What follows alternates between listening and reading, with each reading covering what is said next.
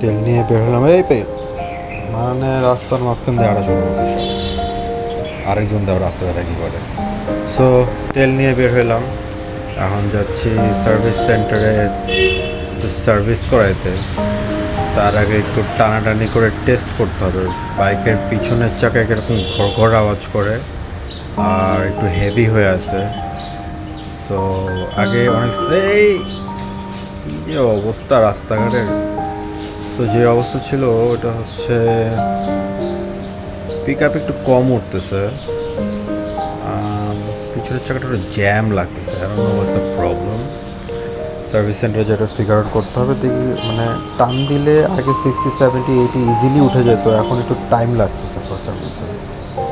রাস্তায় এত মানুষ কেন? আর এই দেখো রাস্তাঘাটে মানুষজন জায়গা পাইলেই দাঁড়ায় যায়, মানুষজন দৌড়াইতেছে রাস্তার মধ্যে, রাস্তায় বাসের মাঝখানেও দাঁড়ায়। ও মাই গড, এত মানুষ কেন? That's weird. যেটাই হোক, যেটা বলতেছিলাম, পিছনের চাকার একটু হেভি ফিল হচ্ছে, একটু টান দিয়ে দেখতে হবে সমস্যাটা কী, ফিগার আউট করে দেন সুন্দর মতন একটা সার্ভিস দিতে হবে। সবাই কত সুন্দর, আমি ফুল পিক আপ দিয়েও 58, 59, মানে এত স্লো উঠতেছে, বুঝলামই না বলতে ইস্যু। গতবার অবশ্য সার্ভিস যখন করছিলাম তখন বেয়ারিংয়ের সমস্যা ছিল পিছনের চাকায়, সেটা একটু গ্রিস টিস দিয়ে ঠিক করে দিয়েছিল। বেয়ারিংয়ের সমস্যা হতে পারে, নট শিওর।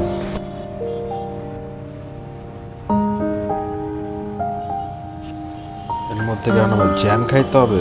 বিজয় সরণি কি কোনোদিনও খালি পাবো না? চিপা চাপা দিয়ে ঢুকে কি মানে বুঝলাম না।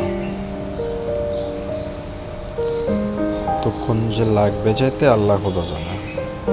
লেটস সি, প্যারা নাই, প্যারা নেওয়ার কিছু নাই, আস্তে ধীরে যাই, গিয়ে সার্ভিস তো করাইতে হবে।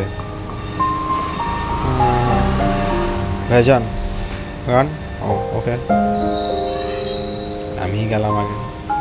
ঠিক আছে, জ্যামের মধ্যে পাকায় লাভ নাই। See on the next one.